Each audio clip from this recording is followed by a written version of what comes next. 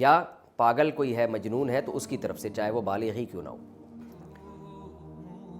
کتنا صدقہ نکالنا ہے، اس میں علماء کی دو رائے ہیں۔ جمہور علماء جو بر صغیر کے، وہ کہتے ہیں 2.25 کلو گندم، یعنی اگر آپ نے آٹے کی صورت میں دینا ہے تو 2.25 کلو۔ کھجور، جو، کشمش، اس صورت میں اگر اس کو معیار بنا کے دینا ہے تو اس کو ڈبل کر لیں، یعنی 2.25 کا ڈبل ہوتا ہے 3.5 کلو۔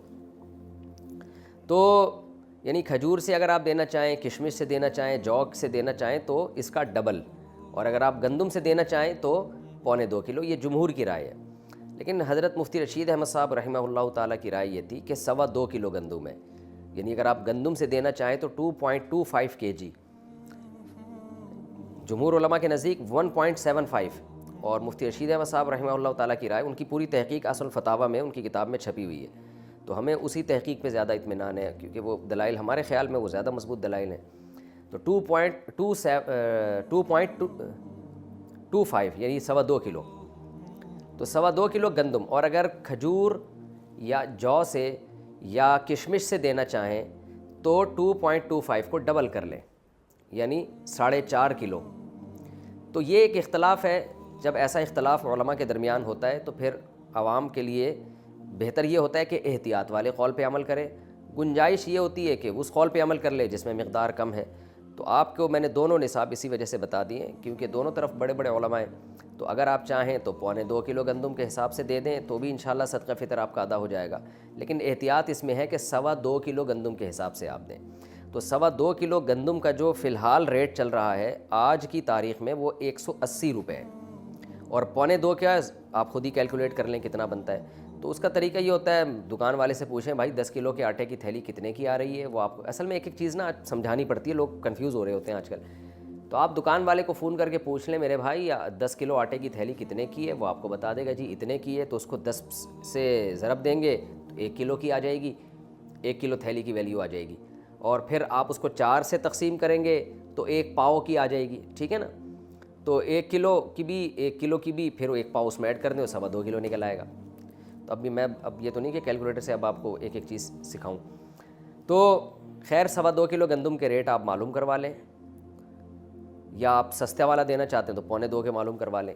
تو یہ ریٹ آپ نے کیا کرنے ہیں، یہ اس کی قیمت آپ کسی ایسے شخص کو دیں گے جو زکوٰۃ کا مستحق ہے، اور زکوٰۃ کا مستحق کون ہوتا ہے یہ کئی بار میں ریکارڈ کروا چکا ہوں، آپ دیکھ سکتے ہیں، آپ کے یہ جو میرا یہی چینل ہے نا آس مفتی طارق مسعود، جس پہ یہ مسائل چل رہے ہیں، اس میں آپ سرچ کریں گے آ جائے گا۔ تو زکوٰۃ کا کوئی بھی مستحق ہو اس کو یہ دیا جا سکتا ہے، اپنے رشتہ داروں کو بھی دیا جا سکتا ہے، بلکہ زیادہ ثواب ہے رشتہ داروں کو دینا۔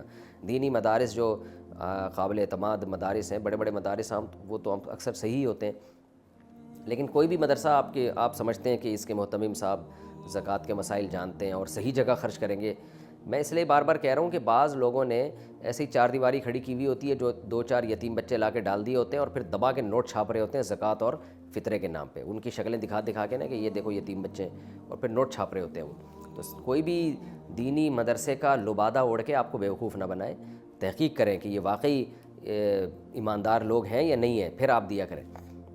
تو دینی مدرسے میں دے سکتے ہیں، مسجد میں فطرہ نہیں لگ سکتا، کیونکہ صدقہ فطر کا مصرف وہی ہے جو زکوٰۃ کا، اس میں بھی غریب کو مالک بنانا، جس کو تملیک کہتے ہیں، مالک بنانا ضروری ہے۔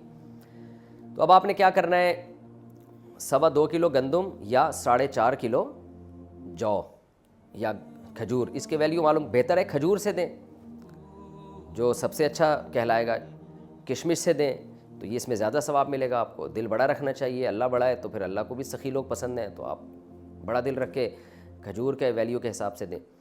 اچھا یہ آپ نے قیمت ہی دینی ہے یا گندم بھی دے سکتے ہیں؟ تو تینوں ائمہ کے نزدیک، امام مالک، امام شافعی اور امام احمد ابن حنبل رحمہم اللہ تعالی، ان تینوں اماموں کے نزدیک آپ پیسے نہیں دے سکتے صدقہ فطر میں، آپ کو گندم ہے تو گندم ہی دینی پڑے گی، آٹا دینا پڑے گا، یا اگر آپ جو سے دینا چاہتے ہیں تو آپ کو جو دینی پڑے گی، آپ کشمش سے دینا چاہتے ہیں تو کشمش ہی دینی پڑے گی، اس کی قیمت نہیں دے سکتے آپ۔ لیکن امام ابو حنیفہ رحمہ اللہ کا موقف یہ ہے کہ آپ وہ چیز بھی دے سکتے ہیں اور اس کی قیمت بھی دے سکتے ہیں۔ تو امام ابو حنیفہ کے رائے میں آسانی بہت ہے، اسی وجہ سے میں نے دیکھا ہے کہ بہت سے حضرات جو دوسرے فقہ کو فالو کرتے ہیں وہ بھی اس میں امام حنیفہ کی رائے کو لے رہے ہوتے ہیں، لیکن بہرحال اصول یہ ہے کہ جب آپ ایک فقہ کو فالو کریں تو آپ نے مکمل اسی کو فالو کرنا چاہیے. اپنی خواہشات کی بیس پر، چھوٹی چھوٹی باتوں کی بیس پر ایک فقہ سے دوسرے فقہ کی طرف چھلانگ مارنا، اس سے انسان نفسانی خواہشات کا غلام بنتا ہے. پھر بڑے بڑے مسائل میں بھی یہی کام کرنے لگتا ہے وہ. تو آپ بہرحال امام حنیفہ رحمہ اللہ تعالیٰ کی رائے کے مطابق آپ اس کا متبادل بھی دے سکتے ہیں. دیکھیں حدیث میں تو متبادل کا تذکرہ نہیں ملتا. حدیث میں تو یہ گندم ہے تو گندم ہی ہے، جو ہے تو جو ہی ہے. لیکن امام حنیفہ نے اجتہاد کیا ہے کہ جی مقصد تو فقیر کی حاجت پوری کرنا ہے نا، تو گندم کے بجائے پیسے دینے میں حاجت زیادہ پوری ہوگی. تو بہرحال میں نے تو آپ کے سامنے فقہا کے جو اختلاف تھا وہ بیان کر دیا. اب آپ جانیں آپ کیا اس پر کیسے عمل کرتے ہیں. تو آپ اس کی قیمت بھی دے سکتے ہیں اور عین وہ چیز بھی دے سکتے ہیں. اچھا یہاں پر ایک چیز اور بھی ہے کہ مرد تو دے گا اپنے نابالغ بچوں کی طرف سے بھی اور اپنی طرف سے بھی. اگر بیوی کی طرف سے صدقہ فطر وہ دے دے یا بالغ بچوں کی طرف سے دے دے تو ادا ہو جائے گا. تو جی ہاں بالکل ادا ہو جائے گا، لیکن اس کے لیے پہلے ان کو بتانا، ان سے پرمیشن لینا ضروری ہے. اگر آپ نے صدقہ فطر دے دیا بیوی کو بتائے بغیر، بعد میں وہ پرمیشن دے دے ٹھیک ہے جی قبول ہے، تو ادا نہیں ہوگا. اس لیے کہ یہ عبادت ہے اور عبادت میں نیت ضروری ہے، اور نیت عبادت سے پہلے ہوگی. نماز پڑھنے کے بعد آپ فیصلہ کریں کہ میں یہ ظہر کے 4 فرض بناؤں یا عصر کے بناؤں، ایسا نہیں ہوتا، پہلے کرنا پڑتا ہے آپ کو. تو بیوی سے پہلے پرمیشن لے لیں کہ بھئی میں تمہاری طرف سے صدقہ ادا کر رہا ہوں. تو اس کی خاموشی اس کی علامت ہوگی کہ وہ راضی ہے اس پہ. ظاہر ہے اس پہ تو سبھی راضی ہوتے ہیں کہ جب آپ کسی کی طرف سے کوئی عبادت کر رہے ہوں تو کون منع کرے گا آپ کو، اس کا پیسہ بھی بچ رہا ہو. تو بچوں کا بھی ایسا ہی ہے، بالغ بیٹا ہے بالغ بیٹی ہیں، ان کو بھی پہلے اطلاع دے دیں کہ میں تمہاری طرف سے، تم سب کی طرف سے صدقہ فطر ادا کر رہا ہوں. تو اگر ان کی اجازت ہوگی تو ٹھیک ہے. یعنی یہ اطلاع، یہ خاموشی بھی اجازت ہی ہے ایک طرح کی. تو اس طرح سے آپ اگر دینا چاہیں تو ادا ہو جائے گا. دینا کب چاہیے؟ عید سے پہلے پہلے دینا یہ سنت عمل ہے، تاکہ غریب لوگ عید کی خوشیوں میں آپ کے ساتھ شریک ہو جائیں. لیکن اگر کسی نے عید کے دن دیا تو بھی ٹھیک ہے، عید کے بعد دے دیا تو بھی ٹھیک ہے، لیکن افضل اور سنت یہی ہے کہ عید سے پہلے پہلے دیں. اور صدقہ فطر جو ہے یہ قضا نہیں ہوتا، یہ آپ پر ہمیشہ کے لیے لازم رہتا ہے. اگر کسی نے 10-15 سالوں سے صدقہ فطر ادا نہیں کیا ہے تو اب وہ سارے تمام جتنے بھی سال گزر چکے ہیں سب کا صدقہ فطر آج نکالے گا وہ، یا اس کو تقسیم کر کے دیتے، یکمشت دینا ضروری نہیں ہے، وہ حساب لگا لے لیکن اس کو اپنی زندگی میں وہ پورا صدقہ ادا کر لے.